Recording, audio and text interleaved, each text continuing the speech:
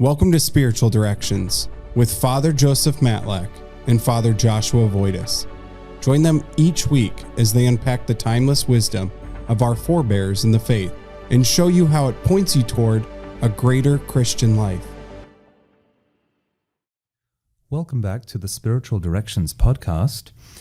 In our first few episodes, we decided to focus on the constitutive elements of Lent, those traditional three practices of prayer and fasting and works of mercy. And for our next few episodes, what we decided to do was to delve a little bit into the origin of sin, how sin arises in our lives, so where the battle originates, and what the medicines, what are the armaments and the solutions that the ancients and the fathers of the church have proposed for us. And so what we decided to do is just to start by going through some of those aspects of the human being, of the soul, that the ancients often identified in their writings as where sin and where our weakness is and where the battle originates. So in this session, what we're going to do is talk a little bit about the thoughts and the passions. So where sin arises, and it reminds me of the time in the gospel when our Lord was addressing the notion of nothing that a person takes in from outside. So nothing that we eat is what makes us unclean. What makes us unclean is what originates from the inside. So the deep recess of the human being, the heart and the thoughts and the passions. And we're going to look a little bit about what that word means, because the way that we use it in the 21st century, so someone says that he or she is passionate about something is not the way that the ancients and the spiritual tradition uses it. So we're going to look a little bit about what that means. So let's maybe start with looking at, I would say maybe the passions. Let's start looking at the passions. And in the Greek word, the word passion actually comes from pathos, and we still use that word in modern terminology. So a pathology. So it has to do with what we suffer. So it's something that we undergo, and it's something that we suffer.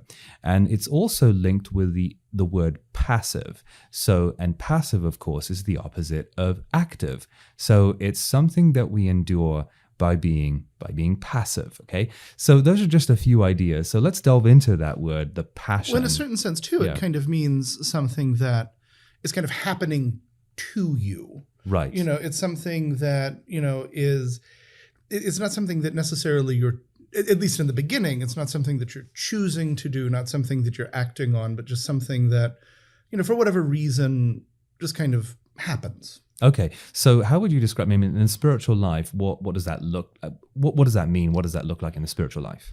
Well, what it looks like, to my mind, and obviously you can add to it, if you want, or if I miss anything, but it has to do with these kind of desires, these kind of, sometimes, even moods, sometimes you, like, the way I put it to people a lot of times is, sometimes you wake up in a bad mood. Sometimes you wake up kind of depressed. Maybe you wake up even angry. Maybe it's a dream you had. Maybe it's something else. Who knows why? But, you just kind of wake up in a good mood. You wake up in, or sometimes you're just kind of feeling down. Maybe it's the weather or something, or maybe you're feeling like something happens outside of you and you like kind of have this feeling of anger. But it's just these things that you don't say, I want to be angry now at this. I have this feeling of anger. I have this, it's kind of like it's sort of happening to me. I didn't want to be angry. I didn't want to be sad. I didn't want any of those things, but it's kind of happening.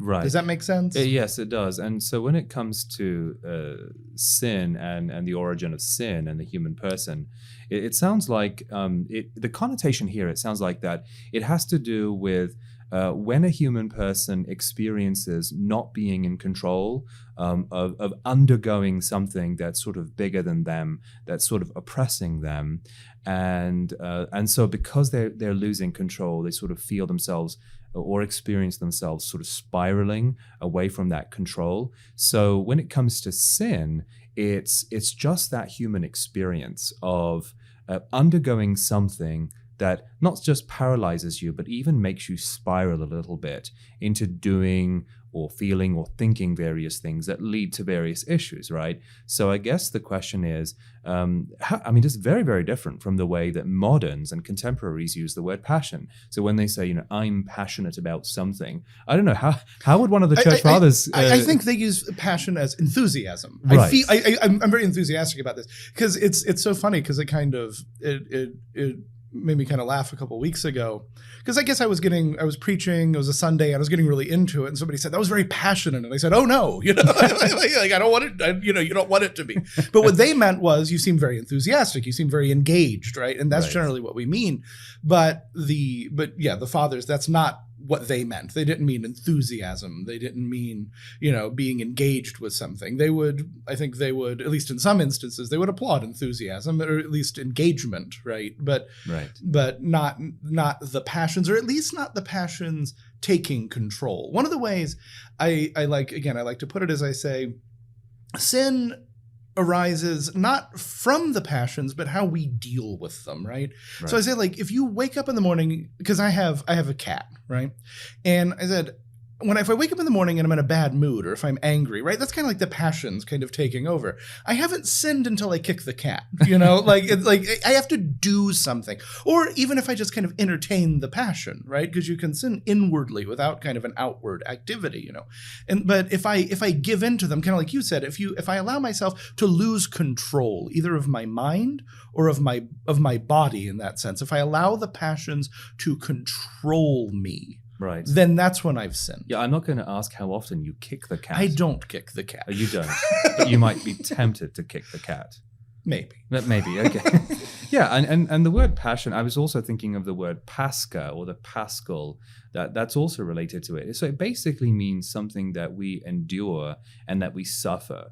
And there is a debate in the early church between two schools of thought, and I'm going a little bit academic here. The one school of thought is more associated with a fellow by the name of Evagrius Ponticus, or Evagrius of Pontus. I think I mentioned a quote of his in the session on prayer. The theologian is the one who prays is the theologian, which is a really great quote.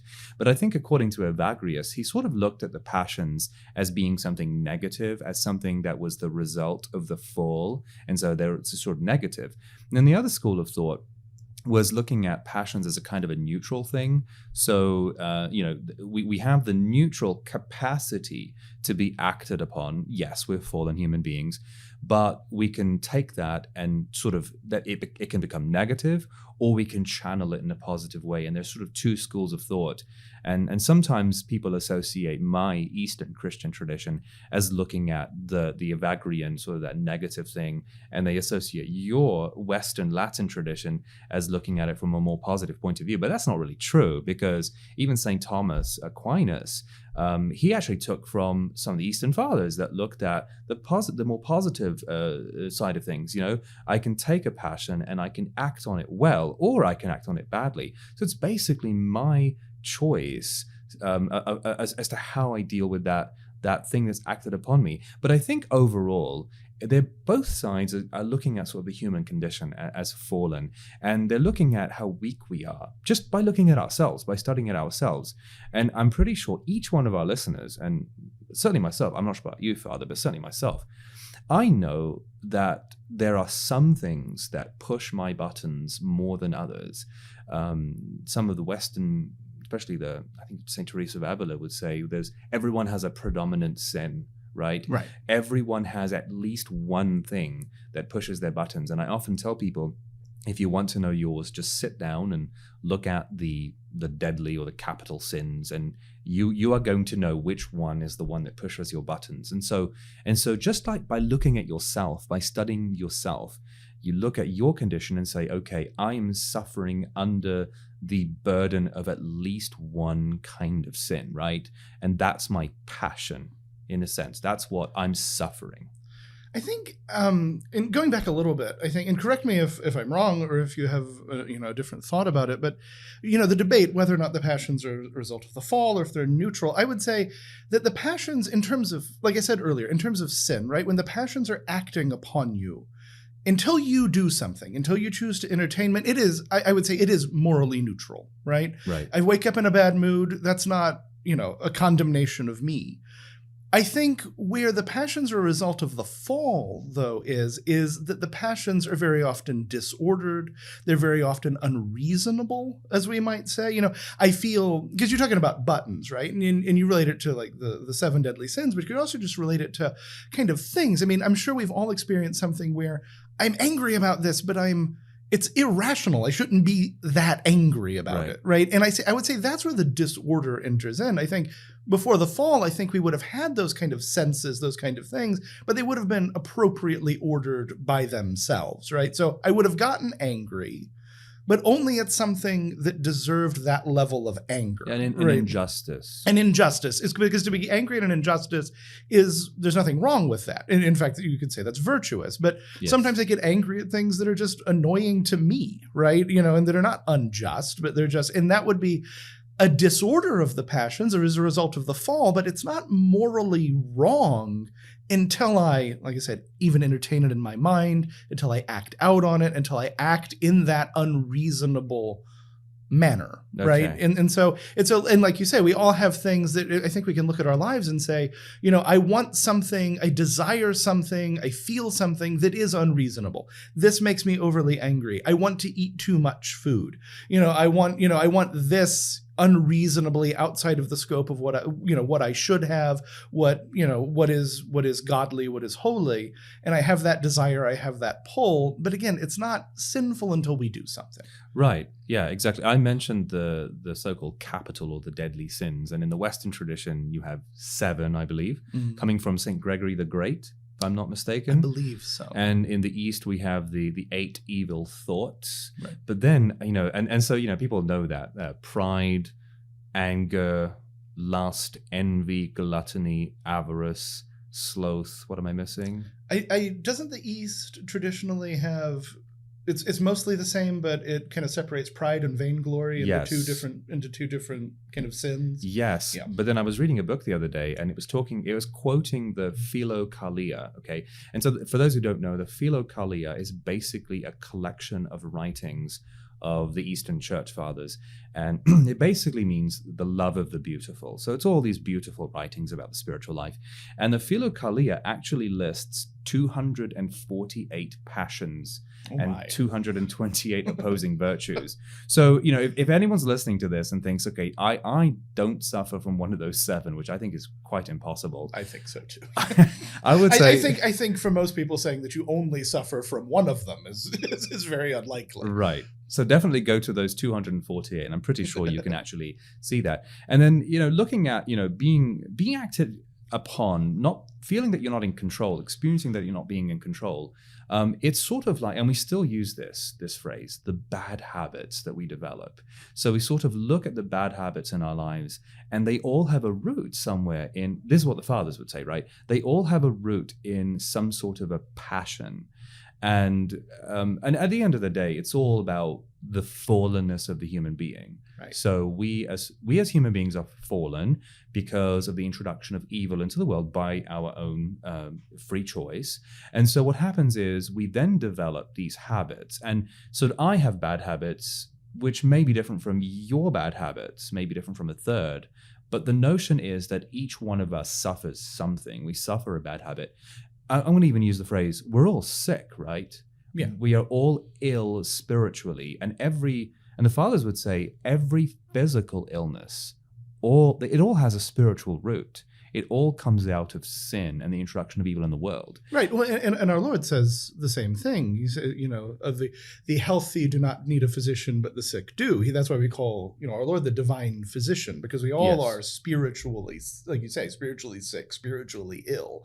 And we require him, we require grace, we require our Lord to come and kind of cure the ailment, right? And so, yes, absolutely. So maybe let's look at some of the passions that our listeners might, maybe be familiar with, may not be familiar with. But what are some of the common passions that, if people were to ask you, well, what are the passions you're seeing, especially in the Western world right now? In the Western world right now, I would say just anecdotally, you look online and things, it seems like anger is a big one right now. Mm-hmm. Anger, and a lot of other things that are kind of very similar, almost synonyms to it. Anger, frustration, And again, like we say, anger, there's a lot of injustice in the world. And like I say, I always tell people in confession and spiritual direction, I always say, anger isn't a sin. Losing your temper is a sin, because losing your temper, because you keep bringing it back, and rightly so, to not being in control, right? It's when you allow that passion to cause you to lose control, right? And so a lot of people are angry, a lot of people are frustrated. You see, you say which of the passions, again, if we're going to relate them back to the 7 deadly sins, are more prominent. I would struggle to find the one that isn't particularly prominent right now. Yes. Pride, vainglory. We see that, social media and elsewhere. Again, not that you shouldn't be kind of satisfied and sometimes pleased with your accomplishments, but like the way it kind of like sweeps over people and consumes people. Their pride, I did this. They forget about God. Right. They take all the credit for it. They demand kind of other people, pay to a certain degree, pay homage to them. I would struggle to find one that isn't particularly common right now, unfortunately. And then the anger that follows from that social media based pride, right? Yeah. So if anyone opposes my view, I just get angry at them online. Yes. Not necessarily in person. Yeah. And again, because the social media, the online, it allows for a greater kind of amount of pride. It used to be, if you wanted a lot of people to see pictures of you or to read your opinion or something, you had to find somebody to publish it, and you had to do this. Now, any and everybody can, post pictures, can get likes, can write something, get it published, have hundreds, maybe thousands, maybe tens or hundreds of thousands of people see it, and like you said, it also, online social media, it gives a veil to the anger, because the thing is, other people used to be a check on our anger, right? If I get angry at you in person, you might do something to me. So if nothing else, even if virtue is not going to hold me back, self-preservation is going to hold me back. But, a lot of the fact that we're not really interacting with each other in person anymore, it allows a lot of this to kind of grow, because online, like you're sitting across the table from me right now, but online, you don't really even seem like a person. You're just a name, and I can lash out at you. I can say whatever I want. You don't know who I am. You're not going to do anything to me. And it allows, like I said, the pride, the anger, but, and lust, obviously, the internet allows that, all these things to kind of flourish unchecked, because we're not being held in constraint, because certainly in the Western world right now, especially, we're not being held in check by God or religion, right? And then we're not being held even by kind of social mores anymore either. And so it's just allowing, like I said, all of these to just bloom. And the whole idea now in the Western world is whatever you want, whatever you desire, whatever you feel pulled towards, not only should you pursue it, but you have a right to it. Yes. And so the Western world now is, rather than, like we would say before, is temperance, which is a check on the passions, temperance is a virtue, self-control, self-restraint. The Western world is now just blowing all that out and saying, whatever you want, whatever you desire, you have a right to it. You should pursue it. Nobody should ever stop you. And it's just giving license for all of the passions, every aspect of it, to just flourish. Out of control, it seems like. I was thinking of a few episodes ago when we talked about fasting and how the church's traditional fasting practices are so foreign to what we're doing nowadays in the Western world, when there's so much to eat. Once upon a time when we lived in agrarian societies, you had a particular fruit that you liked. Oh, I don't know, just even eggs. Well, that's probably a bad example because they're laying eggs all the time. But let's say they waited for things, and we have everything at demand. Amazon Prime delivers it to our door. Oh, it seems so quaint, right? You read kind of older books, and it's kids at Christmas, they're getting an orange. Yes. It seems so quaint and almost silly. You get an orange, an apple for Christmas, that you should just have those all the time. But like you said, back then they were right. That was a treat, So we're living in a world now that really sort of, can I say, excites the passions, and we're feeding the inner monster, whereas the ancients understood the value of abstinence as a way of human training of the self. Of disciplining the emotions. Not everything I feel is appropriate. Not everything I feel is right and correct. And again, what I'm saying right now is anathema in the modern world. Your feelings, whatever you're feeling, they're true and they're good. And they, and people should, not that we should disrespect people or be insulting to people, but people should kind of not just respect your feelings, but they should kind of bow down to them, to a certain degree. And no, it's, the idea that there is something in me that is higher than my feelings, that's higher than my emotions, that's higher than my desires, my reason given to me by God, right? Intellect and will, my reason, my ability to think, right, is higher and meant to be in control. And right now, like I said, we're just abdicating control of that entirely. And I think the point of the fathers of the church and why they focus so much on the passions was because what happens is that the passions are like seeds, and so what happens is if we nurture those seeds and they grow up into the weeds, if you will, then what happens is the sins that result from them become obsessive, and that's where we get the habits and even the addictions. So I don't know. Let me ask you a provocative question. How many people do you think are actually addicted to something, including our listeners? I would say that's kind of a clinical question. That's kind of a difficult question, but I would say it's certainly more people than there used to be. And I think certainly those numbers are increasing, like you said, because we have not just the ability, but the societal prompting to fulfill every whim, every desire that we have, that the more we repeat that, the more we do it over and over and over again, the more it kind of creates those channels in the brain, it creates those habits, it creates everything, that it becomes very difficult to kind of break out of it. And whether or not that clinically rises to the level of an addiction, I'd let somebody else answer that. But I would say it almost stands to reason that the number is much higher and getting higher. Right. Or even I mean, I use the word addiction with it in a I'm not qualified to make that kind of thing, but I use it in a sense of how the fathers would use it as we're suffering from a passion.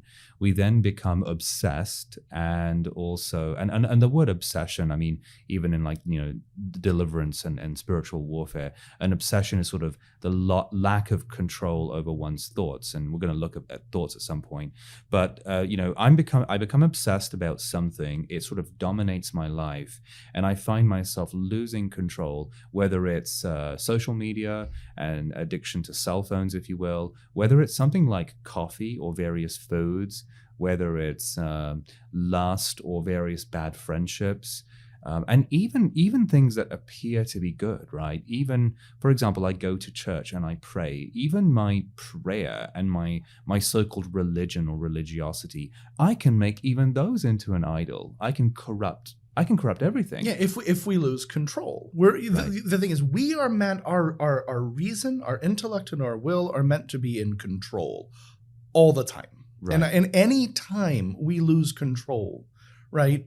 And like you said, it can be any number of things. That's the beauty of the praxis during Lent, like of giving something up, right? And really what we should be doing is we should be kind of looking at, like, what are these things that I don't feel like I have control over? What are these things that, like, I need? Do you enjoy coffee or do you need coffee? Do you enjoy this or do you need it? And if you need it, you don't enjoy it anymore. And maybe it's time to cut it out for a little while until you can enjoy it again, right? Because like something like coffee, I don't really drink coffee, but something like coffee is meant to be enjoyed. It's not meant to be something like that you absolutely have to function, right? Yes. And again, that's where it's kind of like drawing out. As a European, I might disagree with you about that, since we like our coffee. That's true. Yes, but I think just that's why I didn't bring up tea.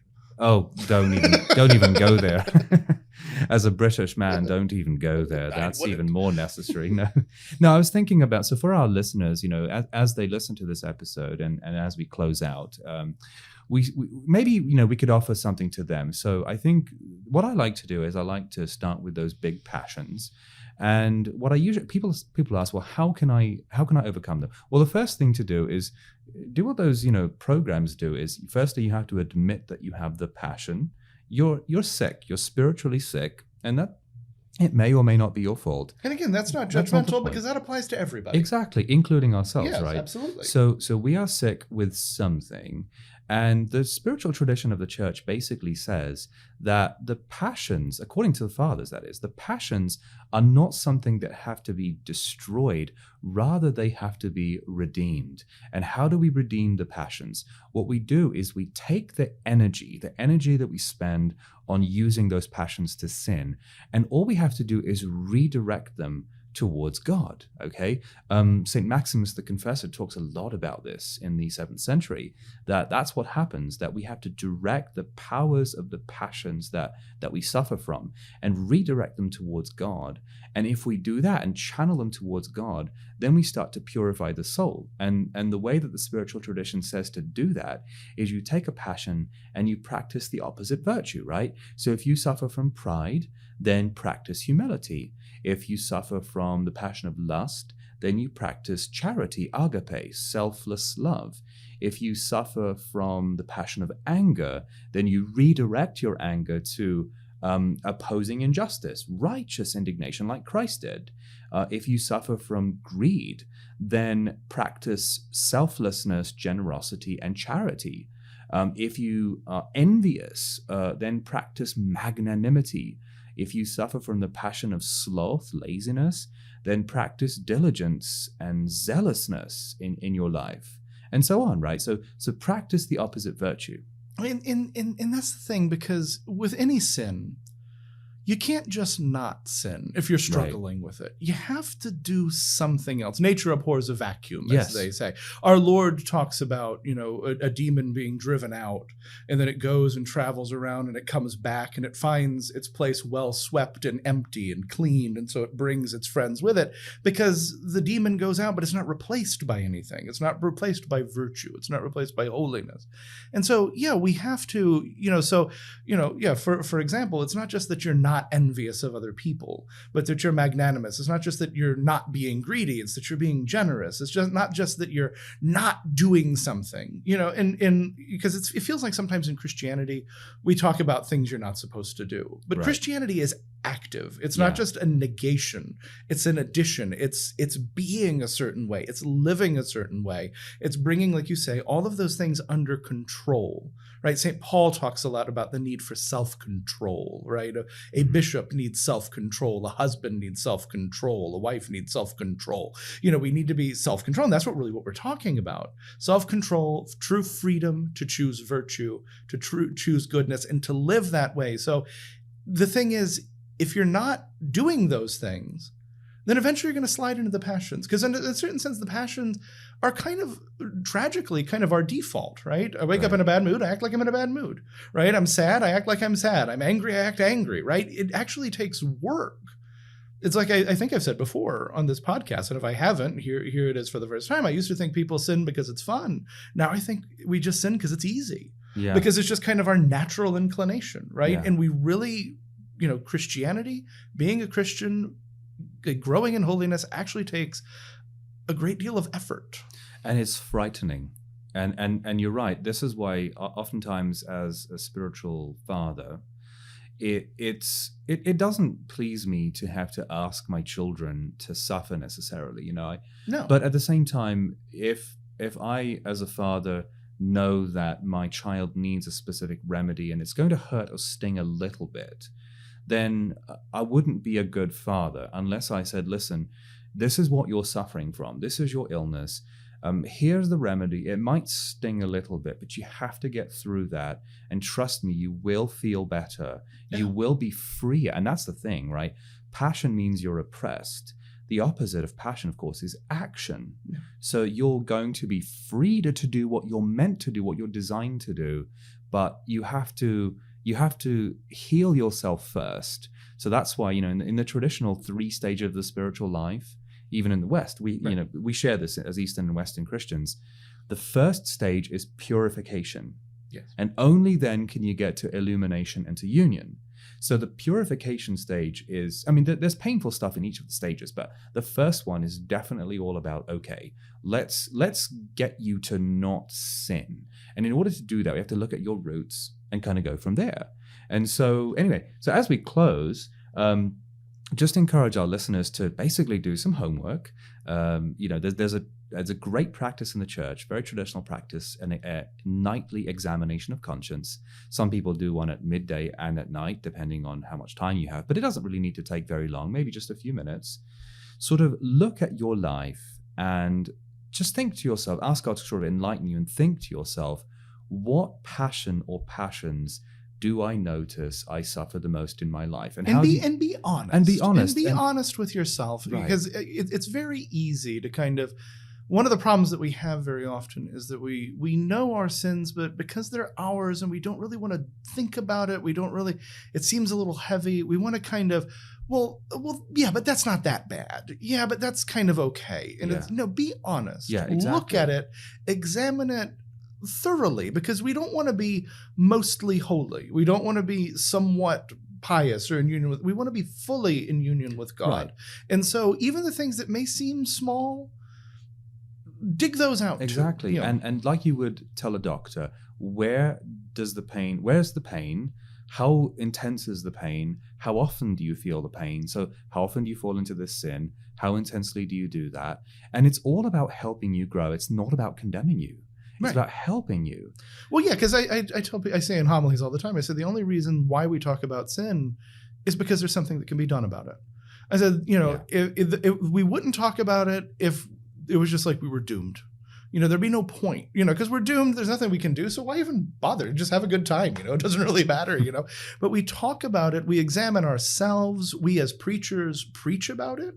I preach about sins that I don't have, and I preach about sins that I do struggle with too, but the reason why we do is because there is a remedy for it. Exactly. And so we're going to continue looking at the inner workings of the spiritual life and the battle that rages in our inner selves. So thank you so much for joining us. We hope you join us next time. May God bless you, and may God give his grace to enlighten you to know yourselves and to resolve to fight the good fight. God bless you all, and have a wonderful week.